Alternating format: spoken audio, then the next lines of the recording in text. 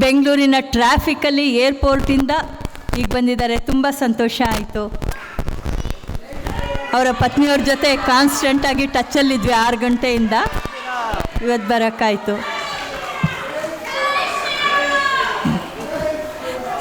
Ready ಮಾಡ್ತೀನಿ ಅವರಿಗೆ. ನಮ್ಮ ಅರುಣ್ ಯೋಗಿರಾಜ್ ಸರ್ ಅವರ ವಿಗ್ರಹ ಸೆಲೆಕ್ಟ್ ಆಯಿತು. ಬಹುಶಃ ವಿಗ್ರಹ ಸೆಲೆಕ್ಟ್ ಆಗೋದು ಸುಲಭ ಅಲ್ಲ, ಅಥವಾ ನಾವು ಅಂದ್ಕೊಂಡಂಗೆ ಯಾವುದೋ ಕೆತ್ತನೆ ಮಾಡಿ ಅಲ್ಲಿ ಇಡೋದಲ್ಲ. It has its own science behind it.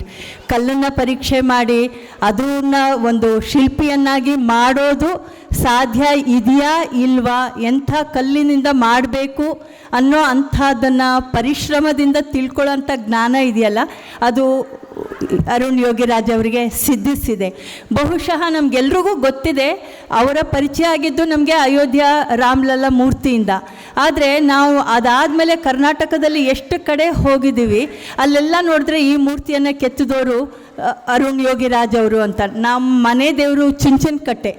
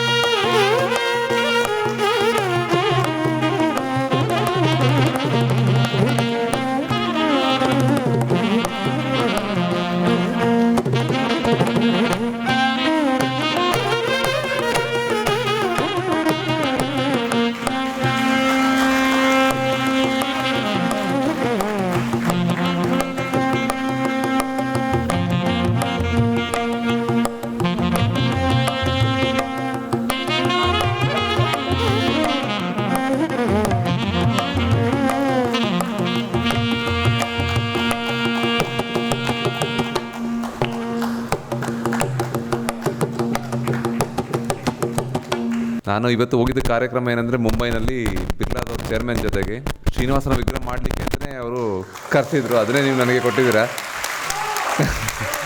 ಅವರು ಬಿರ್ಲಾ ಮಂದಿರ ಒಂದು ಬೆಂಗಳೂರಿನಲ್ಲಿ ದೇವಸ್ಥಾನ ಮಾಡ್ತಾಯಿದ್ದಾರೆ. ಸೊ ಅದಕ್ಕೇ ಒಂದು ಶ್ರೀನಿವಾಸನ ವಿಗ್ರಹ ಮಾಡಲಿಕ್ಕೆ ನನ್ನನ್ನು ಕರೆಸಿದ್ರು. ಅದೇ ವಿಗ್ರಹ ಕೊಟ್ಟಾಗ ನನಗೂ ಆಶ್ಚರ್ಯ ಆಯಿತು, ಅವ್ರ ಆಶೀರ್ವಾದ ಎಲ್ಲೆಲ್ಲಿದೆ ಅಂತ. ಇನ್ನೊಂದು, ನಾನು ನಿನ್ನೆ ರಾತ್ರಿ ಮೈಸೂರು ಬಿಟ್ಟಿದ್ದು. ಕಂಟಿನ್ಯೂಸ್ ಆಗಿ ಟ್ರಾವೆಲ್ ಮಾಡ್ತಾನೆ ಇದ್ದೀನಿ, ಮಲಗಿಲ್ಲ ಏನಿಲ್ಲ. ಕಾರಲ್ಲಿ ಬರೋ ತನಕ ತುಂಬ ಟಯರ್ಡ್ ಆಗಿತ್ತು ನನಗೆ. ಬಟ್ ನಿಮ್ಮನ್ನೆಲ್ಲ ನೋಡಿದ್ಮೇಲೆ ನನಗೆ ಭಾಳ ಎನರ್ಜಿ ಬಂದುಬಿಡ್ತು. ಅದೇ ಮೋಸ್ಟ್ಲಿ ಯೋಗದ ಒಂದು ಮಹಿಮೆ ಅನಿಸುತ್ತೆ. ತಮ್ಮೆಲ್ಲರ ಮುಖದಲ್ಲಿ ಇಷ್ಟೊಂದು ಏನಂತೀವಿ, ಒಂದು ಪಾಸಿಟಿವ್ ಎನರ್ಜಿ ಇರ್ಬೋದು. ತಮ್ಮ ಮುಖದಲ್ಲಿ ಏನೋ ಒಂದು ಸಾಧನೆ ಮಾಡಿದ ಒಂದು ಸಂತೋಷ ನಿಮ್ಮೆಲ್ಲರಿಗೂ ಕಾಣ್ತಾ ಇದೆ. ಆರೋಗ್ಯ ಬಹಳ ಮುಖ್ಯ. ನಿಮ್ಮ ಬಗ್ಗೆನೂ ನಮ್ಮ ಕಣ್ಣನ್ ಸರ್ ಹೇಳಿದ್ದಾರೆ, 70 ವರ್ಷದ ಯುವಕ ಅಂತ. ಇದನ್ನು ಎತ್ತಕ್ಕೆ ಅವರು ಬರ್ತಾರೆ, ಇದನ್ನೇ ತೂಕ ಇರೋವಂಥ ಒಂದು ಪೆಟ್ಟಿಯನ್ನು ಎತ್ತಲಿಕ್ಕೂ ಬರ್ತಾರೆ. ಸೊ ಭಾಳಷ್ಟು ರೀತಿಯಲ್ಲಿ ಇದೊಂದು ವಿಶೇಷ ಕಾರ್ಯಕ್ರಮ ನನಗೆ.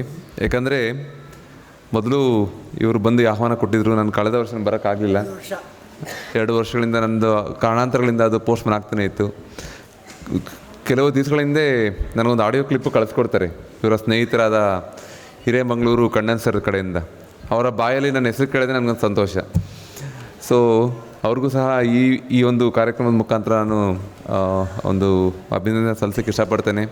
ಚಿಕ್ಕ ವಯಸ್ಸಿನಲ್ಲಿ ಅವರೆಲ್ಲ ಕಾರ್ಯಕ್ರಮಗಳನ್ನ ನಮ್ಮ ತಂದೆಯವ್ರ ಜೊತೆ ಕೂತ್ಕೊಂಡು ನೋಡ್ತಾ ಇದ್ವಿ. ಹರಟೆ ಕಾರ್ಯಕ್ರಮ ಏನಾಗುತ್ತೆ, ಹರಟೆಯ ಜೊತೆಗೆ ಸಮಾಜಕ್ಕೆ ಬೇಕಾದ ವಿಷಯಗಳನ್ನ ಅವರು ತಿಳಿಸ್ತಾಯಿದ್ರು. ಒಂದೇ ಒಂದು ವಿಷಯದಲ್ಲಿ ಒಂದು ಸಂತೋಷ ಇರುತ್ತೆ ಎಂದೇ, ಜೊತೆಗೆ ಅದರಲ್ಲಿ ತಪ್ಪು ಮತ್ತು ಹೊಳತು ಎರಡನ್ನೂ ನಮಗೆ ಒಂದು ಸಂತೋಷದ ರೀತಿಯಲ್ಲಿ ತಿಳಿಸ್ತಾಯಿದ್ರು. ಅದು ನೋಡೋ ಅಭ್ಯಾಸ ನಮಗೆ ತಂದೆಯವ್ರ ಜೊತೆ. ಅವ್ರ ಬಾಯಲ್ಲಿ ನನ್ನ ಹೆಸರು ಕೇಳಿದ್ದು ಸಹ ನನಗೆ ಭಾಳ ಸಂತೋಷದ ವಿಷಯ. ಅವ್ರಿಗೂ ಸಹ ಈ ಒಂದು ವೇದಿಕೆಯಲ್ಲಿ ಧನ್ಯವಾದಗಳನ್ನು ತಿಳಿಸ್ತೇನೆ. ಅಯೋಧ್ಯೆಯಲ್ಲಿ ಭಾಳ ಒತ್ತಡದ ಸಮಯ ನಮಗೆ. ಏನಾಗುತ್ತೆ, ಒಂದು ಮೊದಲನೇ ವಿಗ್ರಹ ಕ್ಯಾನ್ಸಲ್ ಆದಾಗ 2ನೇ ವಿಗ್ರಹ ಭಾಳ ಒತ್ತಡದಲ್ಲಿ ಇರ್ತೀನಿ. ಆವಾಗ ಈ ಹರಟೆ ಕಾರ್ಯಕ್ರಮ ನೋಡ್ತಾ ಇದ್ದೆ ಮಧ್ಯದಲ್ಲಿ ನನಗೆ, ನನ್ನ ಮನಸ್ಸು ಹಗುರ ಮಾಡ್ಕೊಳ್ಳಲಿಕ್ಕೆ. ಸೊ ಇದು ಅವ್ರು ನಾನು ಆಡಿಯೋ ಕಳಿಸಿದ್ರು ಅಂತ ಹೇಳ್ತಾ ಇಲ್ಲ, ನಿಜದ ಸಂಗತಿಯನ್ನು ನಾನು ನಿಮ್ಮ ಹತ್ರ ಹಂಚ್ಕೊತಾ ಇದ್ದೀನಿ. ಮತ್ತು ತಾವೆಲ್ಲರೂ ಭಾಳ ವರ್ಷಗಳಿಂದ ಯೋಗ ಅಭ್ಯಾಸ ಮಾಡ್ತಾಯಿದ್ದಾರೆ ಅಂತ ನಾವು ನಮ್ಮ ಆರ್ಗನೈಸರ್ಸಿಂದ ಆಗಿರ್ಬೋದು, ನಮ್ಮ ಕೆಲವು ರಿಲೇಟಿವ್ಸು ಸಹ ಬ್ಯಾಂಗ್ಳೂರಲ್ಲಿದ್ದಾರೆ. ನಮ್ಮ ಅತ್ತೆ, ನಮ್ಮ ಮಾವಂದಿರು, ಅವರು ಹೇಳ್ತಾಯಿದ್ರು ಭಾಳಷ್ಟು ವರ್ಷಗಳಿಂದ ಮಾಡ್ತಾಯಿದ್ದಾರಪ್ಪ ಇದೆಲ್ಲ, ಭಾಳ ನೀನು ಕಾರ್ಯಕ್ರಮಕ್ಕೆ ಹೋಗಬೇಕು ಅಂತ ಹೇಳ್ತಿದ್ರು. ಸೊ ಇದೇ ರೀತಿಯಲ್ಲಿ ಯೋಗ ನಮ್ಮ ದೇಶದ ಒಂದು ಬಿಗ್ಗೆಸ್ಟ್ ಕಲ್ಚರ್ ಎಕ್ಸ್ಪೋರ್ಟ್ ಅಂತ ಹೇಳ್ಬೋದು. ಇಡೀ ಪ್ರಪಂಚಕ್ಕೆ ಈಗ ಯೋಗದ ಒಂದು ಮಹತ್ವವನ್ನು ತಿಳ್ಕೊಂಡಿದ್ದಾರೆ. ಆ ರೀತಿಯಲ್ಲಿ ನಮ್ಮ ಮನಸ್ಥಿತಿ ಆಗಲಿ ಸಮತೋಲನದಲ್ಲಿಡೋದಕ್ಕೆ ಯೋಗ ಭಾಳಷ್ಟು ಮುಖ್ಯ. ಕೆಲವೊಮ್ಮೆ ನಾವು ನೋಡ್ತಾ ಇದ್ವಿ, ನಮ್ಮ ಹಾರ್ಟ್ ಸರ್ಜನ್ ನಮ್ಮ ಶೆಟ್ಟಿ ಸರ್ ಹೇಳ್ತಾಯಿದ್ರು, ಅವ್ರು ಮುಂಚೆ ಜಿಮ್ ಮಾಡ್ತಿದ್ರಂತೆ. ಅವ್ರಿಗೆ ಮಂಡಿ ನೋವು ಇದ್ದಾಗ ಅವರ ವೈಫ್ ಹೇಳಿದಂತೆ ಯೋಗ ಟ್ರೈ ಮಾಡಿ ಅಂತ. ಸೊ ಅವ್ರು ಹೇಳಿದ್ರು ಯೋಗದ ಬಗ್ಗೆ, ಎಷ್ಟು ಅವರ ಜೂನಿಯರ್ಸು ಸಹ ಅವ್ರ ಮುಂದೆ ಟಯರ್ಡ್ ಆಗಿಬಿಡ್ತಾರೆ, ಬಟ್ ಅವ್ರಿಗೆ ಟಯರ್ಡ್ ಆಗ್ತಾಯಿಲ್ಲ ಬಿಕಾಸ್ ಆಫ್ ಯೋಗ ಅಂತ. ಸೊ ಆ ರೀತಿಯಲ್ಲಿ ಈಗಲೂ ಸಹ ನಾನು ಬರೋದು ಭಾಳಷ್ಟು ತಡ ಆದರೂ ತಮ್ಮೆಲ್ಲರ ಮುಖದಲ್ಲಿ ಯಾವುದೇ ಬೇಸರ ಇಲ್ಲ, ಯಾವುದು ಬೇಜಾರಿಲ್ಲ, ಎಲ್ಲ ಸಂತೋಷದಿಂದ ನೀವೊಂದು ಹೇಳಿದ ಜೈ ಶ್ರೀರಾಮ್ ಅನ್ನೋ ಒಂದು ಕೂಗಿನಿಂದ ಇನ್ನಷ್ಟು ಎನರ್ಜಿ ನಮಗೂ ಬಂದಿದೆ. ಮೊದಲನೇದಾಗಿ ಈ ಒಂದು ಕಾರ್ಯಕ್ರಮಕ್ಕೆ ಆಹ್ವಾನ ಕೊಟ್ಟಿದ್ದಕ್ಕೆ ಸಂತರಿಗೆ ಧನ್ಯವಾದ ತಿಳಿಸ್ತೇನೆ. ಕಾರಣ ತಮ್ಮೆಲ್ಲರಿಗೂ ಗೊತ್ತಿದೆ, ನಮ್ಮ ಅಯೋಧ್ಯೆಯಲ್ಲಿ ಒಂದು ಸಿಕ್ಕ ಅವಕಾಶದಿಂದಾಗಿ ಒಬ್ಬ ಶಿಲ್ಪಿಗೂ ಸಹ ಈ ಥರದ ಒಂದು ಗೌರವಗಳು ನಾನಾ ವೇದಿಕೆಯಲ್ಲಿ ಸಿಗ್ತಾ ಇದೆ. ಶಿಲ್ಪಿಗಳು ಸಹ ಅವ್ರದ್ದೇ ಆದ ಕೊಡುಗೆಯನ್ನು ಭಾರತಕ್ಕೆ ಕೊಡ್ತಾ ಬಂದಿದ್ದಾರೆ ಶತಮಾನಗಟ್ಟಲೆಯಿಂದ. ಸುಮಾರು ನೀವು 9ನೇ ಶತಮಾನ ಇರ್ಬೋದು, 5ನೇ ಶತಮಾನಗಳಿಂದಲೂ ಶಿಲ್ಪಿಗಳು ಅವ್ರದ್ದೇ ಆದ ರೀತಿಯಲ್ಲಿ ಒಂದು ಕೊಡುಗೆಯನ್ನು ಕೊಡ್ತಾ ಇದ್ದಾರೆ ದೇಶಕ್ಕೆ. ಅದೆಲ್ಲರ ಸಾಂಕೇತಿಕವಾಗಿ ದೇಶವೂ ಸಹ ಈ ಒಂದು ಶಿಲ್ಪಿಗೆ ಇಷ್ಟೊಂದು ಪ್ರೀತಿ ತೋರಿಸಿದ್ದು ಬಹಳ ಒಂದು ನಮ್ಮ ಒಂದು ಶಿಲ್ಪಿಗಳ ಕಮ್ಯುನಿಟಿಲೂ ಸಹ ಎಂಕರೇಜ್ಮೆಂಟ್ ಭಾಳಷ್ಟು ಆಗಿದೆ. ಏಕೆಂದರೆ ಈ ಥರ ಸಮಾಜದಲ್ಲಿ ಸಿಗುವಂಥ ಪ್ರೀತಿ ಎಷ್ಟೊಂದು ಜನ ಶಿಲ್ಪಿಗಳಿಗೆ ಸ್ಫೂರ್ತಿ ಆಗುತ್ತೆ. ಕೆಲವೊಮ್ಮೆ ಏನಾಗುತ್ತೆ, ಪೇರೆಂಟ್ಸು ಸಹ ಅಂತಾರೆ, ಏನಕ್ಕಪ್ಪ, ನಮ್ಮ ಮನೆಯಲ್ಲೇ ಅಂತಿದ್ರು, ಯಾಕೆ ಅಪ್ಪ ಹಾಕಿದ ಆಲದ ಮರ, ಧೂಳಿನ ಕೆಲಸ, ಏನಕ್ಕೆ ಕಲ್ಲು ಕೊಡ್ತೀಯ ಇಷ್ಟೊಂದೆಲ್ಲ ಓದಿ ಇದೆಲ್ಲ ಅಂತಿದ್ರು. ನನಗೆ ಆವಾಗ ಅಮ್ಮನ ಮೇಲೆ ಬೇಜಾರಾಗ್ತಿತ್ತು, ಯಾಕೆ ಅಮ್ಮನಿಗೆ ಶಿಲ್ಪದ ಮಹಾತ್ಮೆ ಗೊತ್ತಿಲ್ವಾ, ಇದರದ ಇತಿಹಾಸ ಗೊತ್ತಿಲ್ವಾ, ಇಷ್ಟು ದೊಡ್ಡ ಗೌರವದ ಒಂದು ಕೆಲಸ ಯಾಕೆ ಅವರು ಇದು ಶ್ರಮದ ಕೆಲಸ ಅಂತ ಅಂದ್ಕೊತಾರೆ. ಶ್ರಮ ಪಟ್ಟರೂ ನೀವು ಸತ್ರು ಬದುಕುವಂಥ ಅವಕಾಶ ಸಿಗುವಂಥ ಕೆಲಸ ಇದು. ಸೊ ಆ ರೀತಿಯಲ್ಲಿ ಈಗೆಲ್ಲ ನೀವೆಲ್ಲ ಕೊಟ್ಟಿರೋ ಪ್ರೀತಿ ನನಗೆ ಸುತ್ತಮುತ್ತ ತಿಳಿದ ಹಾಗೆ ಎಲ್ಲ ಮಕ್ಕಳು ಮತ್ತು ತಂದೆ ತಾಯಂದಿರು ಸಹ ಶಿಲ್ಪನೂ ಸಹ ಒಂದು ಒಳ್ಳೆಯ ಏನಂತಾರೆ ಕೆಲಸ ಅಂತ ಹೇಳಿ ಭಾವಿಸ್ತಾ ಇದ್ದಾರೆ. ಅದು ತಾವೆಲ್ಲರೂ ನೀಡಿದ ಒಂದು ಈ ಪ್ರೀತಿಯ ಒಂದು ಸಂದೇಶ ಎಲ್ಲರಿಗೂ ತಲುಪಿದೆ. ನನ್ನ ಶಿಲ್ಪ ಏನಂತೀವಿ, ಕೆಲವೊಮ್ಮೆ ಏನಾಗುತ್ತೆ, ಎಲ್ಲ ಕ್ರೆಡಿಟ್ ನಾವು ಒಬ್ಬನೇ ತಗೊಳ್ಳೋಕ್ಕಾಗಲ್ಲ, ಕ್ರೆಡಿಟ್ ಬೇರೆಯವ್ರಿಗೂ ಕೊಡಬೇಕಾಗತ್ತೆ. ಆ ಥರ ಕೊಡೋ ವಿಷಯದಲ್ಲಿ ಬಂದರೆ ನಾವು ಮೊದಲನೇದಾಗಿ ನಮ್ಮ ಶಿಲ್ಪಶಾಸ್ತ್ರಕ್ಕೂ ಸಹ ಭಾಳಷ್ಟು ಏನಂತೀವಿ ಏನೊಂದು ಇಷ್ಟೊಂದು ನಮಗೆ ಸಿಕ್ಕಿರುವ ಪ್ರೀತಿಯ ಒಂದು ಬಹಳ ದೊಡ್ಡ ಒಂದು ಪಾರ್ಟನ್ನು ನಾವು ಶಿಲ್ಪಶಾಸ್ತ್ರಕ್ಕೂ ಕೊಡಬೇಕು. ಏಕೆಂದರೆ ದೇವತಾಮೂರ್ತಿ ನಿರ್ಮಾಣದ ಸಮಯದಲ್ಲಿ ನಾವು ನಿರ್ಮಿಸ್ತೀವಿ ಅಂತ ಹೇಳೋದಿಲ್ಲ. ಶಿಲ್ಪಶಾಸ್ತ್ರ ಏನು ಹೇಳುತ್ತೆ ಅದನ್ನು ಫಾಲೋ ಮಾಡಿ ನಾವು ನಿರ್ಮಾಣ ಮಾಡಿದ್ದೀವಿ. ನಾವು ಜಸ್ಟ್ ಒಂದು ಸಾಧನ, ನಾವೊಂದು ಟೂಲ್ ಅಂತ ಹೇಳ್ತೀವಿ. ಆ ರೀತಿಯಲ್ಲಿ ನಮ್ಮ ಪೂರ್ವಜರು ಬಹಳ ದೊಡ್ಡ ಆಸ್ತಿಯನ್ನು ನಮಗೆ ನೀಡಿದ್ದಾರೆ. ಶಾಸ್ತ್ರದ ಮುಖೇನ ಈ ಶಿಲ್ಪ ಇನ್ನಷ್ಟು ಜನರ ಮನಸ್ಸಿಗಾಗಲಿ ಅಥವಾ ಆಗೋ ನಿರ್ಮಾಣದಲ್ಲಿ ಭಾಳಷ್ಟು ಬಳಕೆ ಆಗಲಿ ಅಂತ ನಾನು ಬಯಸ್ತೇನೆ. ನಂತರದಲ್ಲಿ ನಾನು ಇನ್ನೊಂದು ನನ್ನ ಕ್ರೆಡಿಟ್ನ ಶೇರ್ ಮಾಡ್ಕೊಳ್ಳೋದಾದರೆ, ನಮ್ಮ ಕುಟುಂಬ ಒಂದು 5 ತಲೆಮಾರುಗಳಿಂದ ಶಿಲ್ಪ ಪರಂಪರೆಯನ್ನು ಮಾಡ್ತಾ ಬರ್ತಿದ್ದಾರೆ. ಆ ರೀತಿಯಲ್ಲಿ ಸಣ್ಣ ಕಥೆ ಹೇಳಬೇಕು ಅಂದರೆ, ನಮ್ಮ ತಾತನವರ ತಂದೆ ನಮ್ಮ ದೇವನೂರು ಮಠದಲ್ಲಿ ಕೆಲಸ ಮಾಡ್ತಾಯಿರ್ತಾರೆ. ಮಠದಲ್ಲಿ ಸೇವೆ ಮಾಡ್ಕೊಂಡಿರ್ತಾರೆ. ನಮ್ಮ ಸೇವೆ ಮಾಡಬೇಕಾದ್ರೆ ಮಕ್ಕಳಾಗಿರೋದಿಲ್ಲ ಅವ್ರಿಗೆ. ಆಗ ಬೇಜಾರಿದ್ದಾಗ ಸ್ವಾಮೀಜಿಯವ್ರು ಕೇಳ್ತಾರೆ, ಏಕೆ ಬೇಜಾರಲ್ಲಿದೆಯಾ, ಹೀಗೆ ನಿಮ್ಮ ಸೇವೆ ಎಲ್ಲ ಮಾಡ್ತಾಯಿದ್ದೀವಿ, ಮಠದ ಸೇವೆ ಮಾಡ್ತಾಯಿದ್ದೀವಿ, ನಮಗೆ ಮಕ್ಕಳ ಭಾಗ್ಯ ಇಲ್ಲ ಅಂತ ಹೇಳಿ ಸ್ವಲ್ಪ ಬೇಜಾರನ್ನು ವ್ಯಕ್ತಪಡಿಸ್ತಾರೆ. ಆ ಸಮಯದಲ್ಲಿ ಆಯ್ತಪ್ಪ ಅಂದ್ಬಿಟ್ಟು ಗುರುಗಳ ಆಶೀರ್ವಾದದಲ್ಲಿ ಅವ್ರು ಹೇಳ್ತಾರೆ, ನಿನಗೆ ಮುಂದಿನ ವರ್ಷದಲ್ಲಿ ನಿನಗೆ ಮಕ್ಕಳ ಭಾಗ್ಯ ಸಿಗುತ್ತೆ. ಆದರೆ ಬೇಜಾರಿನ ಸಂಗತಿ ಏನಂದರೆ, ಮಗು ಹುಟ್ಟಿದ 1 ವರ್ಷ ನೀತಿ ಇರೋಗ್ತೀಯ, ಆದರೆ ಮಗು ಹೊಟ್ಟೆಯಲ್ಲಿ ಹುಟ್ಟಿದ ಮೊಮ್ಮಗ ದೇಶಕ್ಕೆ ದೊಡ್ಡ ಶಿಲ್ಪಿ ಆಗ್ತಾನೆ ಅಂತ ಹೇಳಿ ಆಶೀರ್ವಾದ ಮಾಡಿರ್ತಾರೆ. ಆ ರೀತಿಯಲ್ಲಿ ನಮ್ಮ ತಾತನವರು ಮೈಸೂರಿಗೆ ಬಂದು ಅಲ್ಲಿ ನಮ್ಮ ಏನಂತೀವಿ ಒಂದು ದೊಡ್ಡ ತಿರುವು ಅಂತ ಹೇಳ್ಬೋದು ನಮ್ಮ ಈ ಶಿಲ್ಪ ಪರಂಪರೆಯ ಜೀವನದಲ್ಲಿ. ಅಂದರೆ 11ನೇ ವಯಸ್ಸಿನಲ್ಲಿ ನಮ್ಮ ತಾತನವರು ಶಿಲ್ಪಿ ಸಿದ್ಧಲಿಂಗ ಸ್ವಾಮಿಗಳ ಜೊತೆ ಶಿಲ್ಪ ಗುರುಕುಲ ಪದ್ಧತಿಯಲ್ಲಿ ಆ ಗುರುಕುಲವನ್ನು ಸೇರ್ತಾರೆ 1940ರಲ್ಲಿ. ಮೈಸೂರಿನಲ್ಲಿ ನಮ್ಮ ಶಿಲ್ಪ ಸಿದ್ಧಲಿಂಗ ಸ್ವಾಮಿಗಳ ಭಾಳಷ್ಟು ಜನಕ್ಕೆ ಪರಿಚಯ ಕಮ್ಮಿ ಅಂತ ಅನಿಸುತ್ತೆ. ಮಹಾವಿದ್ವಾನವರು, ನಮ್ಮ ಮೈಸೂರು ಸಂಸ್ಥಾನದ ರಾಜರುಗಳು ಸಹ ಆಗಿರ್ತಾರೆ. ಹೇಳಬೇಕು ಅಂದರೆ ರಾಜ ರವಿವರ್ಮರಷ್ಟೇ ಈಕ್ವಲೆಂಟ್ ಅಂತ ಮಹಾನ್ ಕಲಾವಿದರವರು. ನಿಮ್ಮ ಬೆಂಗಳೂರಿನ ವಿಧಾನಸೌಧದ ಡಿಸೈನ್, ಪ್ರೈಮರಿ ಡಿಸೈನ್ಸ್ ಅವರೇ ಮಾಡಿರೋದು. ಆಗೊಂದ್ಸಲ ಏನಾಗುತ್ತೆ, ಎಲ್ಲ ವೆಸ್ಟರ್ನ್ ಆರ್ಕಿಟೆಕ್ಚರೇ ಜಾಸ್ತಿ ನಿಮ್ಮ ಕರ್ನಾಟಕದಲ್ಲಿ ಬ್ರಿಟಿಷರ್ಸ್ ಹೋದರೂ ಸಹ ಅದೇ ಡಾಮಿನೆಂಟ್ ಆಗಿದ್ದಾಗ, ನಮ್ಮ ಭಾರತೀಯ ವಾಸ್ತು ಪ್ರಕಾರ ಒಂದು ಕಟ್ಟಡ ನಿರ್ಮಾಣಕ್ಕೆ ಇವ್ರನ್ನ ಕನ್ಸಲ್ಟ್ ಮಾಡಿರ್ತಾರೆ. ಪ್ರೈಮರಿ ಡ್ರಾಯಿಂಗ್ ನಮ್ಮ ವಿಧಾನಸೌಧ ಸಹ ನಮ್ಮ ಶಿಲ್ಪಿ ಸಿದ್ಧಲಿಂಗ ಸ್ವಾಮಿಗಳು ಮಾಡಿರ್ತಾರೆ. ಅವರ ಹತ್ರ ನಮ್ಮ ತಾತನವರು 11ನೇ ವಯಸ್ಸಿಗೆ ಸೇರಿಕೊಂಡು ನಮ್ಮ ಶಿಲ್ಪಾಭ್ಯಾಸನ ಮಾಡ್ತಾರೆ. ನಂತರದಲ್ಲಿ ಮೈಸೂರು ಅರಮನೆಯಲ್ಲಿ ಅವರಿಗೆ ಕೆಲಸ ಸಿಗುತ್ತೆ. ಅರಮನೆಯ ಭಾಳಷ್ಟು ಕೆಲಸ ಮಾಡ್ತಾ ಮೈಸೂರಲ್ಲೇ ಉಳ್ಕೊತೀವಿ. ಮೈಸೂರು ನಮ್ಮ ಕಾರ್ಯಸ್ಥಾನವಾಗುತ್ತೆ. ಸೊ ಈ ರೀತಿಯಲ್ಲಿ ಈ ಕುಟುಂಬದಲ್ಲಿ ಹುಟ್ಟಿದ್ದು ಸಹ ನನ್ನ ಒಂದು ದೊಡ್ಡ ಸೌಭಾಗ್ಯ. ಆ ರೀತಿ ಸ್ವಾಮೀಜಿಯವರು ಏನು ಹೇಳಿದ್ರು, ಆ ರೀತಿಯಲ್ಲಿ ನಮ್ಮ ತಾತ ಬಹಳ ದೊಡ್ಡ ಶಿಲ್ಪಿಯಾಗಿ ಗುರುತಿಸ್ಕೋತಾರೆ ಭಾರತದಲ್ಲಿ. ರಾಷ್ಟ್ರ ಪ್ರಶಸ್ತಿಯನ್ನು ಪಡೆಯುತ್ತಾರೆ. ನೆಹರು ಅವರಿಂದನೂ ಪ್ರಶಂಸೆಯನ್ನು ಪಡ್ಕೊತಾರೆ. ಈ ರೀತಿ ಹಾಗೆ ಮುಂದೆ ಬರ್ತಾ ಬರ್ತಾ ನಾನು ನಮ್ಮ ತಂದೆಯವರ ಜೊತೆ ನನ್ನ ಶಿಲ್ಪಾಭ್ಯಾಸ ಹೇಳಬೇಕು ಅಂದರೆ, ಹಿಂದಿನವರೆಲ್ಲ ಸ್ವಲ್ಪ ಸ್ಟ್ರಿಕ್ಟ್ ಅಂತಲೇ ಹೇಳ್ಬೋದು. ಅದೇ ರೀತಿಯಲ್ಲಿ ನಮ್ಮ ತಂದೆಯೂ ಸಹ ಭಾಳ ಸ್ಟ್ರಿಕ್ಟ್ ಅಂತ ಅಂದರೆ ಕೆಲಸದ ವಿಷಯದಲ್ಲಿ. ಮನೆಯಲ್ಲಿ ತಂದೆ ರೀತಿ ಇರ್ತಿದ್ರು. ಕೆಲಸಕ್ಕೆ ಬಂದಾಗ ಬಹಳ ಕೋಪ. ಕೆಲಸ ಸರಿಗೆ ಅಂದರೆ ಯಾವ ಕೆಲಸಕ್ಕೆ ಯಾವ ಟೂಲ್ಸ್ ತಗೋತೀವಿ ಅಲ್ಲಿಂದನೂ ಬಹಳ ನಮ್ಮನ್ನು ಅಬ್ಸರ್ವ್ ಮಾಡ್ತಾ ಇರ್ತಾರೆ ಯಾವಾಗಲೂ. ಬಟ್ ಅವ್ರಿಗೆಲ್ಲದಕ್ಕಿಂತ ನನ್ನಲ್ಲಿ ಅವ್ರಿಗೆ ಇಷ್ಟ ಆಗ್ತಿದ್ದ ಗುಣ ಅಂದರೆ ನನ್ನಲ್ಲಿದ್ದ ತಾಳ್ಮೆ ಅವ್ರಿಗೆ ಭಾಳ ಇಷ್ಟ ಆಯಿತು. ತಾಳ್ಮೆ ನನಗೆ ಬಹಳ ಚಿಕ್ಕ ವಯಸ್ಸಿಂದನೂ ಯಾವುದೇ ಮೇಲೆ ಕೋಪ ಬರಲ್ಲ. ಕೋಪ ಬಂದರೆ ನನಗೆ ಕೆಲಸದ ಮೇಲೆ ಕೋಪ ಬರುತ್ತೆ, ಮನುಷ್ಯ ಮೇಲೆ ಕೋಪ ಬರಲ್ಲ. ಪ್ರೀತಿ ಬಂದರೆ ನನಗೆ ಕೆಲಸದ ಮೇಲೆ ಬರುತ್ತೆ. ಕೋಪ ಯಾಕೆ ಬರುತ್ತೆ, ನೀನು ಯಾಕೆ ಸರಿಯಾಗಿ ನನಗೆ ಸ್ಪಂದಿಸ್ತಾ ಇಲ್ಲ ಅಂತ ಕೋಪ ಬರುತ್ತೆ ಕೆಲಸದ ಮೇಲೆ. ಸೊ ಈ ರೀತಿ ನಾನು ಕೆಲಸದಲ್ಲೇ ನನ್ನ ನೋವು ಪ್ರೀತಿ ಎಲ್ಲ ತಿಳ್ಕೊಂಡು ಬರ್ತಾ ಇರ್ತೀನಿ. ನಮ್ಮ ತಂದೆಯವರು ಅದೇ ರೀತಿ ತಿದ್ದುತ್ತಾ ಇರ್ತಾರೆ. ನನಗೆ ಜೀವನದಲ್ಲಿ ಏನಾಗುತ್ತೆ, ಎಲ್ಲರಿಗೂ ನಮಗೆ ತಿಳಿದಿರೋ ಹಾಗೆ ಟೀನೇಜು ಯೂತ್ ಟೈಮ್ನಲ್ಲಿ ನಮಗೆ ಆದ ಒಂದು ಏನಂತೀವಿ ಕೋಡ್ ಬಂದುಬಿಟ್ಟಿರುತ್ತೆ. ಆ ಕೋಡ್ ಏನಂದರೆ, ನನಗೆ ಬಂದಿದ್ದು ನಾನು ನಮ್ಮ ತಂದೆಯವ್ರಿಗಿಂತ ಚೆನ್ನಾಗಿ ಕೆಲಸ ಮಾಡ್ತಾಯಿದ್ದೀನಿ, ನಮ್ಮ ತಾತನಿಗಿಂತ ಚೆನ್ನಾಗಿ ಮಾಡ್ತಾಯಿದ್ದೀನಿ, ಅವರೆಲ್ಲರಿಗಿಂತ ದೊಡ್ಡ ಶಿಲ್ಪಿ ಆಗಿಬಿಟ್ಟಿದ್ದೀನಿ ಅನ್ನೋ ಒಂದು ಭ್ರಮೆಯಲ್ಲಿ ಇದ್ದೆ. ಅದರಲ್ಲಿ ಜಾಸ್ತಿ ದಿವಸ ಮುಂದೆ ಹೋಗಿ ಬಿಡ್ತಾಯಿರಲ್ಲ ನಮ್ಮ ತಂದೆಯವರು. ಅಲ್ಲೇ ಮಧ್ಯದಲ್ಲಿ ಬಂದು ಬೈದು ಮಾಡಿರೋ ಕೆಲಸನೆಲ್ಲ ಚಿಪೌಟ್ ಮಾಡಿಬಿಡ್ತೀವಿ. ಅಂದರೆ ರೆಡಿಯಾಗಿರ್ತಿತ್ತು, ಅದನ್ನು ತೆಗೆದಾಕ್ಬಿಡ್ತಿದ್ರು.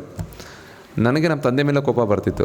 ಈ ನಮ್ಮ ತಂದೆಗೆ ನನ್ನ ಕಂಡ್ರೆ ಹೊಟ್ಟೆ ಉರಿ, ಅದಕ್ಕೆ ಇವರು ನನಗೆ ಈ ರೀತಿ ಮಾಡ್ತಾಯಿದ್ದಾರೆ ಅಂತ ನಮ್ಮ ತಂದೆಯವ್ರ ಮೇಲೆ ಕೋಪ ಬರ್ತಾಯಿತ್ತು. ಬಟ್ ಮನೆಗೆ ಹೋಗಿ ಮಲಗಿದಾಗೆಲ್ಲ ಯೋಚನೆ ಆಗ್ತಿತ್ತು, ಯಾಕೆ ಬೈತಾ ಇದ್ದಾರೆ, ಇಷ್ಟು ಚೆನ್ನಾಗಿ ಮಾಡಿದ್ದೀನಿ ಕೆಲಸ, ಯಾಕೆ ಬೈತಾ ಇದ್ದಾರೆ ಅಂತ ಯೋಚನೆ ಇತ್ತು. ಆದರೂ ತಂದೆನ ಬೈಕೋತಾ ಇದ್ದೆ. ಹೀಗೆ ಮುಂದುವರಿತಾ ಯಾವುದೋ ಒಬ್ಬರು ನಮ್ಮ ಮನೆಗೆ ಯಾವ ದೇಶದವರು ಅಂತ ಗೊತ್ತಿಲ್ಲ ನನಗೆ, ಬೇರೆ ದೇಶದ ಒಬ್ಬರು ಟೂರಿಸ್ಟ್ ಮನೆಗೆ ಬರ್ತಾರೆ. ಬಂದ ನಂತರದಲ್ಲಿ ಅವರು ನಮ್ಮ ಮನೆಯಲ್ಲಿ ನೂರಾರು ಅರ್ಧಂಬರ್ಧ ಆಗಿರೋ ಕೆಲಸಗಳಿದೆ, ಪೂರ್ಣಗೊಂಡಿರೋ ಕೆಲಸಗಳಿದೆ, ವಿಗ್ರಹಗಳಿರುತ್ತೆ ನೋಡೋಕ್ಕೆ.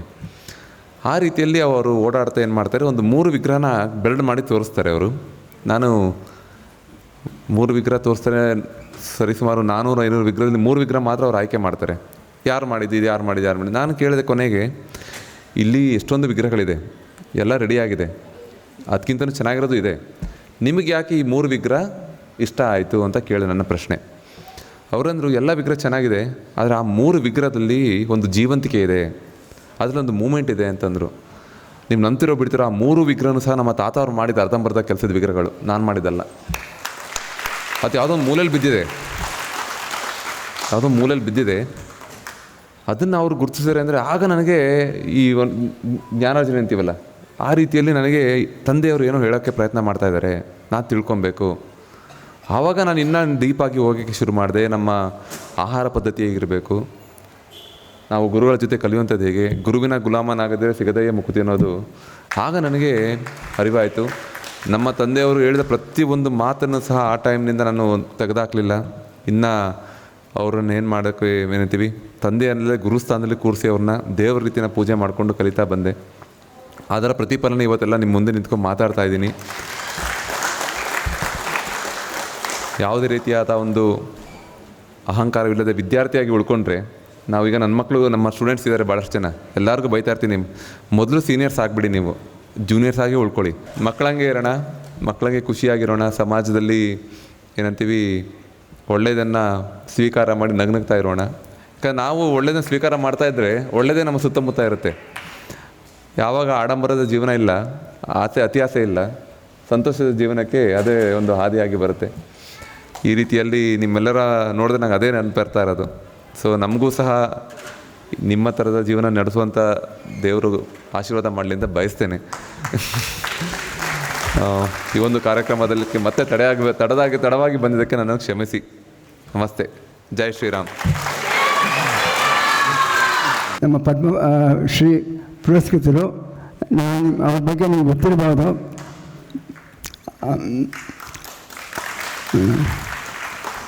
ದೊಡ್ಡ ವಿಜ್ಞಾನಿಗಳು, ಸುಮಾರು 50 ವರ್ಷಕ್ಕೂ ಮೀರಿ ವಿಜ್ಞಾನದಲ್ಲಿ ಅವರನ್ನು ತೊಡಗಿಸ್ಕೊಂಡಿದ್ದಾರೆ. ಅವರಿಗೊಂದೀಗ ಸಣ್ಣ ಸನ್ಮಾನ ಅವರ ವಿಜೇತ ಅವರಿಗೆ, ವಿಜೇತ ಅರುಣ್ ರಾಜ್ ಅವರಿಗೆ ನಮ್ಮ ಒಂದು ಕಾಣಿಕೆ. ಅರುಣ್ ರಾಜ್ ಅವರು ಕೂಡ ಹಿಂದೆ ನಿಂತು ಅವರು ಇವತ್ತು ಬರೋದಕ್ಕೆ ಬಹಳಷ್ಟು ಶ್ರಮಪಟ್ಟು ನಮಗೆ ಇವತ್ತಿನ ದಿವಸ ಈ ಕಾರ್ಯಕ್ರಮ ಮೂಲಕ ಸಾಧ್ಯವಾಗಿದೆ. ಅವರಿಗೂ ಧನ್ಯವಾದಗಳು. MBA ಮಾಡಿದ್ದಾರೆ ಆಕ್ಸ್ಫರ್ಡ್ ಯೂನಿವರ್ಸಿಟಿನಲ್ಲಿ. ಅಲ್ಲೇ ಅವರು ಪರಸ್ಪರ ಗೊತ್ತಾಗಿ ಮದುವೆ ಆಗಿರೋದು. ನಾವು ಇನ್ನೊಂದು ವಿಷಯ ಮರ್ತುಬಿಟ್ಟೆ, ಭಾಳ ಮುಖ್ಯವಾದ. ನೀವು ವಿಜೇತ ಅಂದಮೇಲೆ ನಮ್ಮ ಧರ್ಮಪತ್ನಿಯವ್ರನ್ನ ಹೇಗೆ ಮರ್ತೆ ಅಂತ ನನಗೆ ಇಲ್ಲ. ಕೆಲವೊಮ್ಮೆ ಏನಾಗುತ್ತೆ, ನಮ್ಮ ತಂದೆ ತಾಯಿಯಂದಿರು ನಮ್ಮನ್ನು ಬೆಳೆಸಿ ಒಂದು ಮಟ್ಟಕ್ಕೆ ತಂದ ಮೇಲೆ ನಂತರ ನಮ್ಮ ಜವಾಬ್ದಾರಿ ಧರ್ಮಪತ್ನಿಯರ ಕೆಲ ಭಾಳಷ್ಟು ಹೊಟ್ಟೋಗ್ಬಿಡುತ್ತೆ. ಅವರ ಒಂದು ಅವರ ಒಂದು ನಮ್ಮ ಕೊಡುವಂತಹ ಒಂದು ಸಪೋರ್ಟ್ ಇರ್ಬೋದು, ಅವ್ರು ಕೊಡುವಂಥ ಪ್ರೀತಿ ಇರ್ಬೋದು, ಕೆಲವೊಂದು ಸಾಧನೆಗಳಿಗೆ ಮೆಟ್ಟಲಾಗತ್ತೆ. ಅದೇ ರೀತಿಯಲ್ಲಿ ಅವರು ಸಹ ಈ ಎಲ್ಲ ರೀತಿಯ ಯಾಕಂದರೆ ಈಗ ಏನಾಗುತ್ತೆ, ಮನೆಗೆ ಮಾರಿ ಊರಿಗೆ ಉಪಕಾರಿ ರೀತಿ ಆಗ್ಬಿಡುತ್ತೆ. ನನ್ನ ಕೆಲಸ ಯಾವಾಗಲೂ ಈಚೆನೇ ಇರ್ತೀನಿ, ಮನೆ ಕಡೆ ಗಮನನೇ ಇರಲ್ಲ. ನಿಮ್ಮ ಸ್ಟುಡಿಯೋ ಬಹಳ ಸುಂದರವಾಗಿ, ಅದರ ಬಗ್ಗೆ 2 ನಿಮಿಷ ತುಂಬ ಸುಂದರವಾಗಿ ಬರೀ ಕಲ್ಕುದು ಅಂತ ಅಂದ್ಕೊಂಡ್ಬಿಡ್ತೀವಿ. ಅದ್ರ ಬಗ್ಗೆ ನೀವೇ ಹೇಳಿ. ಈ ರೀತಿಯಲ್ಲಿ ಈಗ ಸರಿ ಹೇಳಿದಾಗೆ ಸ್ಟುಡಿಯೋ ಮಾಡಬೇಕು ಅಂತ ಆಸೆ. ನಾನು ಅಯೋಧ್ಯೆಯಿಂದ ಮುಗಿಸಿ ಬಂದ ನಂತರ ನಮ್ಮ ಧರ್ಮಪತ್ನಿಯವರ ಜೊತೆ ಕೂತ್ಕೊಂಡು 2 ಅವಕಾಶ ಆಯಿತು ನಮಗೆ. ಒಂದು ಮನೆ ತೊಗೊಳ್ಳೋದ, ಇಲ್ಲ ಒಂದು ಸ್ಟುಡಿಯೋ ಮಾಡೋದ ಅಂತ. ಸೊ ನಾವಿಬ್ಬರು ಸೇರಿ ಒಂದು ತೀರ್ಮಾನ ಮಾಡಿದ್ವಿ, ಒಂದು ಸ್ಟುಡಿಯೋ ಮಾಡೋಣ. ಆ ಸ್ಟುಡಿಯೋದಲ್ಲಿ ಮಕ್ಕಳು ಕಲಿಯೋದಕ್ಕಿರಬೇಕು. ನಾವೇ ಆ ಸ್ಟುಡಿಯೋ ನೋಡಿದ್ರೆ ಹೌದಪ್ಪ, ಕಲೆಗೂ ಬೆಲೆ ಇದೆ ಅನ್ನೋ ಮಟ್ಟಕ್ಕೆ ಬರಬೇಕು. ಯಾಕಂದರೆ ಸಣ್ಣ ಸಣ್ಣ ವಿಷಯಗಳಲ್ಲೂ ಸಹ ನಾವು ಒಂದು ಉತ್ತಮವಾದ ಪ್ರೆಸೆಂಟೇಷನ್ ತೋರಿಸ್ತೀವಿ. ಆ ರೀತಿಯಲ್ಲಿ ಒಂದು ಸ್ಟುಡಿಯೋ ಬೇಕಾಗಿತ್ತು. ಕೆಲವೊಮ್ಮೆ ಏನಾಗುತ್ತೆ, ನಾವು ಎಲ್ಲಿ ಮಾಡಿದ್ರೂ ಕೆಲಸ ನಡೆಯುತ್ತೆ, ಒಂದು ಶೆಡ್ಡಲ್ಲಿ ಮಾಡಿದ್ರೂ ನಡೆಯುತ್ತೆ. ಆದರೆ ಈ ಸ್ಟುಡಿಯೋ ಅಂತ ಮಾಡಿದಾಗ ಈ ಕಲೆಗೂ ಬೆಲೆ ಇದೆ ಅಂತ ಜನರಲ್ಲಿ ಮನಸ್ಸಿಗೆ ಬರುತ್ತೆ. ಆ ರೀತಿ ಯೋಚನೆ ಮಾಡಿ ಸ್ಟುಡಿಯೋದಲ್ಲಿ ಮಕ್ಕಳಿಗೆ ಹೇಳ್ಕೊಡೋದಕ್ಕಾಗಲಿ, ಉಳ್ಕೊಳ್ಳೋದಕ್ಕಾಗಲಿ ಒಂದು ಬೇಕಾದಂಥ ಒಂದು ಕಿಚನ್ ಇರ್ಬೋದು, ಡೈನಿಂಗ್ ಇರ್ಬೋದು, ಒಂದು ದೊಡ್ಡ ಮಟ್ಟದಲ್ಲಿ ಪ್ರಯತ್ನ ಮಾಡಿದ್ದೀವಿ. ಇನ್ನೊಂದು 5 ವರ್ಷಗಳಲ್ಲಿ ನಮ್ಮ ಯೋಚನೆ ಅಲ್ಲೊಂದು ಸಣ್ಣ ಸ್ಕಲ್ಪ್ಚರ್ ಪಾರ್ಕ್. ಈಗ ಯಾರಾದರೂ ಮೈಸೂರಿಗೆ ಬರ್ತಾರೆ, ಅರುಣ್ ಯಾವುದೋ ದೊಡ್ಡ ಶಿಲ್ಪಿ ಅಂತೆ ನೋಡೋಣ ಅಂತ ಬಂದರೆ ಏನಾಗುತ್ತೆ, ನಾವು ಮಾಡಿರೋ ವಿಗ್ರಹ ಎಲ್ಲ ಬೇರೆಯವ್ರು ತೆಗೆದುಕೊಂಡು ಹೋಗ್ಬಿಡ್ತಾರೆ, ಏನೂ ಇರೋಲ್ಲ ನಿಮಗೆ ನೋಡಲಿಕ್ಕೆ. ಸೊ ನಮಗೆ ಅಂತ ಏನಾದರೂ ಮಾಡಿಕೊಂಡು ಬಂದವ್ರಿಗೆ ನೋಡಲಿಕ್ಕೆ ಮಾಡೋಕ್ಕೆ ಅಂತ ಒಂದು 5 ವರ್ಷದಲ್ಲಿ ಒಂದು ಸ್ಕಲ್ಪ್ಚರ್ ಪಾರ್ಕ್ ಮಾಡೋಕ್ಕೆ ಯೋಚನೆ ಮಾಡಿದ್ದೀನಿ. ಯಾರಾದ್ರು ಬಂದರೂ ಅಲ್ಲಿ ಕಲೆಯನ್ನು ನೋಡ್ಬೋದು, ಸವಿಬೋದು. ಸೊ ಈ ಒಂದು ಪ್ರಯತ್ನ ಮಾಡಿದ್ದೀವಿ. ಅದಕ್ಕೆ ಈ ನನ್ನ ಜೀವನದ ಜೊತೆಗೆ ಈ ಹೆಜ್ಜೆಯಲ್ಲೂ ಸಪೋರ್ಟಾಗಿ ನಿಂತ ನಮ್ಮ ಧರ್ಮಪತ್ನಿಯವ್ರಿಗೂ ನಾನು ಧನ್ಯವಾದಗಳನ್ನ ತಿಳಿಸ್ತೇನೆ. ಕೆಲವೊಮ್ಮೆ ಏನಾಗುತ್ತೆ, ನಾನು ಪ್ರಶ್ನೆ ಕೇಳ್ಕೊತೀನಿ. ಈಗ ಅಲ್ಲಿ ಒಂದು ದೊಡ್ಡ ಮಂದಿರ ಇಲ್ಲದೆ ಹೋದ್ರೂ ಅಯೋಧ್ಯ ರಾಮನ ಜನ್ಮಭೂಮಿನೇ ಯಾವತ್ತೂ. ಅಲ್ಲಿ ಎಷ್ಟು 1000 ಕೋಟಿ ಬರಲಿ ಹೋಗಲಿ, ನಮಗೆ ಇರುವ ರಾಮನ ಮೇಲೆ ಭಕ್ತಿ ಯಾವತ್ತೂ ನಮಗೆ ಕಮ್ಮಿ ಆಗೋಲ್ಲ. ಈಗ ಮನೇಲಿ ಯಾರೋ ಒಬ್ಬರು ತಪ್ಪು ಮಾಡಿದ್ರು ಹಂಗೆ ಮನೆಯೇ ತಪ್ಪು ಅಂತ ಹೇಳೋಕ್ಕಾಗಲ್ಲ. ಆ ರೀತಿಯಲ್ಲಿ ತಪ್ಪು ಮಾಡಿದವ್ರಿಗೆ ಶಿಕ್ಷೆ ಆಗಬೇಕು, ಅದಾಗತ್ತೆ. ಅದನ್ನೇ ಇಟ್ಕೊಂಡು ಮನಸ್ಸಿಗೆ ನೋವು ಮಾಡ್ಕೊಳ್ಳೋದಾಗಲಿ, ಅದ್ರ ಮೇಲೆ ಪ್ರೀತಿ ಕಮ್ಮಿ ಮಾಡ್ಕೊಳ್ಳೋದಾಗಲಿ ಯಾವತ್ತೂ ಆಗಬಾರ್ದು. ನಾನು ಯಾವಾಗಲೂ ಬಯಸ್ತೇನೆ. ನೋಡಿ, ಈಗ ನನಗೆ ಸಾಮಾನ್ಯವಾಗಿ ಅನಿಸುತ್ತೆ, ಯಾರು ಒಂದು 100 ಕೋಟಿ ಅಂದರೆ ಅಯೋಧ್ಯೆ ಮಂದಿರನ, ಇಲ್ಲ ಯಾರೋ 100 ಕೋಟಿ ಕದ್ಬಿಟ್ರೆ ಅಯೋಧ್ಯೆ ಅಲ್ವಾ? ಈ ಪ್ರಶ್ನೆಗಳಿಗೆ ನಮ್ಮ ಹತ್ರ ಉತ್ತರ ಇದೆ. ಅದು ಏನು ಹಣದ ವ್ಯವಹಾರಿಕವಾಗಿ ಏನಾಗುತ್ತೆ, ಒಂದು ಕೆಲಸ ನಡಿಬೇಕಾದ್ರೆ ಆರ್ಥಿಕವಾಗಿ ಹಣದ ವ್ಯವಹಾರಗಳು ನಡೆಯುತ್ತೆ. ಬಟ್ ಇದು ಕಳ್ತನ ಮಾಡೋದು ಬಹಳ ದೊಡ್ಡ ತಪ್ಪು. ಅದರಿಂದಾಗಿ ನಾವು ಅದರ ಮೇಲಿಟ್ಟಿರುವ ಭಕ್ತಿ ಆಗಲಿ, ಪ್ರೀತಿ ಆಗಲಿ ಯಾವತ್ತೂ ಕಮ್ಮಿ ಆಗಲ್ಲ ಅಂತ ಈ ಮುಖಾಂತರ ತಿಳಿಸ್ಲಿಕ್ಕೆ ಬಯಸ್ತೇನೆ. ಆದಷ್ಟು ಬೇಗ ಈ ಎಲ್ಲ ನೋವುಗಳಿಗೆ ಜಲ್ದಿ ತೆರೆ ಬೀಳಲಿ ಅಂತ ಕಾಯ್ತೇವೆ. ಈಗ ತನಿಖೆ ನಡೀತಾ ಇದೆ. ಅದು ಭಾಳ ನನಗೇನಾಗುತ್ತೆ, ಅಯೋಧ್ಯೆಯಲ್ಲಿ 9 ತಿಂಗಳಿದ್ದಾಗ ಯಾವಾಗಲೂ ಅನುಭವಕ್ಕೆ ಬರ್ತಿದ್ದು ಅವರಲ್ಲಿದ್ದ ಕ್ಲಾರಿಟಿ. ಎಲ್ಲರೂ ಸರಳ ಜೀವನವನ್ನು ಮಾಡ್ತಿದ್ರು. ಈಗ ಯಾರು ವಿಷಯದಲ್ಲಿ ಸಿಗಾಕೊಂಡಿದ್ದಾರೆ ಅಥವಾ ಅವ್ರ ಹೆಸರುಗಳು ಬರ್ತಾ ಇದೆ, ಹೇಗೆ ಮಾಡ್ತಿದ್ದಾನೆ, ಒಂದು ಸಣ್ಣ ದಿವಾನ್ ಕಟ್ನಲ್ಲಿ ಜೀವನ ಕಳೆದಿದ್ದಾರೆ. ಇಡೀ ಅಯೋಧ್ಯೆ ಮಾಡಲಿಕ್ಕೆ ಅವರ ಜೀವನವನ್ನೇ ಮುಡಿಪಾಗಿಟ್ಟಿದ್ದಾರೆ. ಸಣ್ಣ ಸಣ್ಣ ಡಿಸಿಷನ್ನು ಸಹ ನಾವು ನೋಡಬೇಕಾದ್ರೆ ಯಾರಿಗೂ ಕಮ್ಯುನಿಕೇಷನ್ ಗ್ಯಾಪ್ ಆಗದಿರೋ ಹಾಗೆ ಮೀಟಿಂಗ್ಸ್ ಮಾಡಿ ಆ ನಿರ್ಧಾರಗಳನ್ನ ಮಾಡ್ತಾಯಿದ್ರು. ಆವಾಗಲೇ ನಮಗೂ ಏನಾಗ್ತಿತ್ತು, ಮನಸ್ಸಿಗೆ ಖುಷಿ ಆಗ್ತಿತ್ತು, ಅಂದರೆ ಸಮಾಧಾನ ಆಗ್ತಿತ್ತು. ಯಾಕಂದರೆ ನಾವು ಈಗ ಮೈಸೂರಿಂದ ಅಯೋಧ್ಯೆಗೆ ಕೆಲಸ ಮಾಡೋಕ್ಕೆ ಹೋಗಿದ್ವಿ. ಇವನೇನಾದರೂ ಒಂದು ಚೂರು ಪಾರ್ಶಾಲಿಟಿ ರೀತಿ ಮಾಡೋದಾದರೆ ಆ ಥರ ಏನಾದರೂ ಇದ್ರೂ ನಮಗೆ ಗೊತ್ತಾಗುತ್ತೆ. ಅವಾಗೇನಾಗುತ್ತೆ, ಅಯ್ಯೋ ನಮಗೆ ಸೆಲೆಕ್ಟ್ ಮಾಡಲ್ವೇನೋ, ಇವ್ರು ಪಾರ್ಶಾಲಿಟಿ ಮಾಡಿ ಬೇರೆಯವ್ರು ಕೊಟ್ಬಿಡ್ತಾರೇನೋ, ಆ ರೀತಿ ಆಗ್ತಿತ್ತು. ಆ ರೀತಿ ಆದರೆ ನಮಗೆ ಅಯೋಧ್ಯೆ ನಮ್ಗೆ ಯಾರೂ ಗೊತ್ತಿಲ್ಲ. ಯಾಕೆ ನಮ್ಮ ವಿಗ್ರಹ ಆಯ್ಕೆ ಆಯಿತು ಅಂದರೆ ಎಲ್ಲವೂ ಟ್ರಾನ್ಸ್ಪರೆನ್ಸಿಯಾಗಿ ನಡೆದಿರೋದಕ್ಕೆ ಅದು ನಾವು ಆಯ್ಕೆ ಆಗಿದ್ದೀವಿ. ಆ ಒಂದು ವಿಷಯದಲ್ಲಿ ನನಗೆ ಭಾಳ ನಂಬಿಕೆ ಇತ್ತು, ಇದೆ ಯಾವತ್ತೂ. ಅವರು ಎಲ್ಲೂ ಈಗ ನಾವು ಉಪೇಂದ್ರ ಮಿಶ್ರಾ ಅಂತ ಹೇಳ್ಬೋದು, ಅವರು ಕನ್ಸ್ಟ್ರಕ್ಷನ್ ಕಮಿಟಿ ಚೇರ್ಮನ್ ಆಗಿ ಮಾಡಿದರು ಅಯೋಧ್ಯೆಯಲ್ಲಿ. ಮುಂಚೆ ಅವರು ಭಾರತ ಸರ್ಕಾರದ ಚೀಫ್ ಸೆಕ್ರೆಟರಿ ಆಗಿದ್ದರು. ನಮ್ಮ ಡಿಮಾನಿಟೈಸೇಷನ್ ಏನು ಭಾರತದಲ್ಲಿ ಮಾಡಿದ್ರು ಅದರಲ್ಲಿ ಇವರು ಮುಖ್ಯ ಪಾತ್ರ ವಹಿಸಿರ್ತಾರೆ. ಸೊ ಅಂಥವ್ರನ್ನ ಇಲ್ಲಿ ಒಂದು ಮುಖ್ಯ ಹುದ್ದೆಗೆ ಕೂರಿಸಿರ್ತಾರೆ. ಅವ್ರ ಜೊತೆ ನಾನು ಮೀಟಿಂಗ್ ಹೋಗಬೇಕಾದ್ರೆ ಅವ್ರಿಗೂ 70 ವರ್ಷ ಆಗಿದೆ. ಎಷ್ಟು ಸೆನ್ಸಿಟಿವ್ ಆಗಿ ಅವರು ವಿಷಯಗಳನ್ನ ಮಾತಾಡ್ತಿದ್ರು ಬರ್ತಾಯಿದೆ. ನಾವು ಇದರಲ್ಲಿ ಮುಂದೆ ಹೋಗೋಕ್ಕಾಗಲ್ಲ. ಇನ್ನೂ ಚಿಕ್ಕ ಹುಡುಗ ಇದೆಯಾ, ಇನ್ನೂ 2 ತಿಂಗಳು ಸಮಯ ಇದೆ, ಬೇರೆ ವಿಗ್ರಹ ಮಾಡು. ಈ ವಿಷಯ ಮುಚ್ಚಿಟ್ಟು ಬೇಕಾದ್ರೆ ಕಾಂಪಿಟೇಷನಿಂದ ಈಚೆ ಇಡ್ಬೋದಾಗಿತ್ತು ನಾವು, ಅದು ಸರಿಯಲ್ಲ. ಅದಕ್ಕೆ ಮತ್ತೊಂದು ಅವಕಾಶ ಕೊಡ್ತಾಯಿದ್ದೀನಿ ಅಂತೇಳಿ ಕರೆದು ನನಗೆ ಡೆಲ್ಲಿಲಿ ಮತ್ತೊಂದು ಅವಕಾಶ ಕೊಟ್ಟರು. ಅಲ್ಲೇ ನೀವು ಅರ್ಥ ಮಾಡ್ಕೋಬೋದು ಅವ್ರು ಎಷ್ಟು ಕ್ಲಾರಿಟಿ ಇತ್ತು ಅವರೆಲ್ಲ ಪ್ರತಿಯೊಂದು ನಿರ್ಧಾರದಲ್ಲಿ ಅಂತ. ಸಣ್ಣದಾಗಿ ಈಗ 1 ತಿಂಗಳು ಮುಂಚೆ ನಾನು ನಾಗ್ಪುರ್ಗೆ ಹೋಗಿದ್ದೆ. ಅಲ್ಲಿ ಅವ್ರು ಹೇಳಿದ್ರು, ದೇವ್ರ ವಿಗ್ರಹ ಇನ್ನೂ ಚೆನ್ನಾಗಿ ಕಾಣಲಿಕ್ಕೆ ಏನು ಮಾಡಬೇಕು ಅಂತ ಕೇಳಿದ್ರು. ನಾನು ಹೇಳಿದ್ದೆ, ಇಲ್ಲ ಲೈಟಿಂಗ್ ನಾನು ಅವತ್ತೇ ಹೇಳಿದ್ದೆ, ಸಜೆಸ್ಟ್ ಮಾಡಿದ್ದೆ ನಿಮ್ಮ L&T ಮತ್ತು ಟಾಟಾದವರಿಗೆ, ಅದು ಚೇಂಜ್ ಆಗಬೇಕು ಅಂತ ಹೇಳಿಬಿಟ್ಟು ನಾನು ಬಂದುಬಿಟ್ಟಿದ್ದೆ. 2 ನಿಮಿಷದ ಮಾತು ಬಂದಿದ್ದೆ. ಮತ್ತಾದ 1 ವಾರಕ್ಕೆ ಫೋನ್ ಬಂತು ನನಗೆ, ನೀವು ಅಯೋಧ್ಯೆಗೆ ಬನ್ನಿ, ನೀವು ಹೇಳಿದ ಮಾತಿಗೆ ಎಲ್ಲ ಟೆಕ್ನಿಷಿಯನ್ಸ್ನ ನಾವು ಬರೋಕ್ಕೆ ಕೇಳ್ತಾ ಇದ್ದೀವಿ. ಒಂದು ಸಣ್ಣ ಲೈಟಿನ ವಿಷಯಕ್ಕೆ ನಾವು ಹೋಗೋಷ್ಟರಲ್ಲಿ ಅಲ್ಲಿ ಕನ್ಸರ್ನ್ ಇಂಜಿನಿಯರ್ಸು, ಡಿಪಾರ್ಟ್ಮೆಂಟ್ ಹೆಡ್ಡು ಮತ್ತು ಎಲ್ಲ ಮುಖ್ಯಸ್ಥರು ಇದ್ದರು. ನಾನು ಏನಕ್ಕೆ ಈ ಉದಾಹರಣೆಗಳು ಕೊಡ್ತಾಯಿದ್ದೀನಿ ಅಂದರೆ ಅವರು ಸಣ್ಣ ಸಣ್ಣ ವಿಷಯವನ್ನು ಸಹ ಎಲ್ಲೂ ನೆಗ್ಲೆಕ್ಟ್ ಮಾಡ್ತಿರ್ಲಿಲ್ಲ. ಅಫ್ಕೋರ್ಸ್ ತುಂಬ ದೊಡ್ಡದಾಗಿ ಬೆಳೆಯೋ ವಿಷಯದಲ್ಲಿ ಸಣ್ಣ ಸಣ್ಣ ಲೂಪೋಲ್ಸ್ ಆಗುತ್ತೆ. ಆ ವಿಷಯವಾಗಿ ಭಾಳಷ್ಟು ಚರ್ಚೆಗಳು ನಡೀತಾ ಇದೆ. ತಪ್ಪಿತಸ್ಥರು ಜಲ್ದಿ ಶಿಕ್ಷೆ ಆಗಲಿ, ನಮಗೆ ಇರುವ ನಂಬಿಕೆ ಯಾವತ್ತೂ ಗಟ್ಟಿಯಾಗಿರಲಿ, ನಮ್ಮನ್ನು ಹೊಡೆಯೋಕ್ಕೆ ಯಾರೂ ಸಾಧ್ಯ ಇಲ್ಲ ಅಂತ ಈ ಮಾತನ್ನು ಹೇಳಲಿಕ್ಕೆ ಬಯಸ್ತೇನೆ. ಧನ್ಯವಾದಗಳು.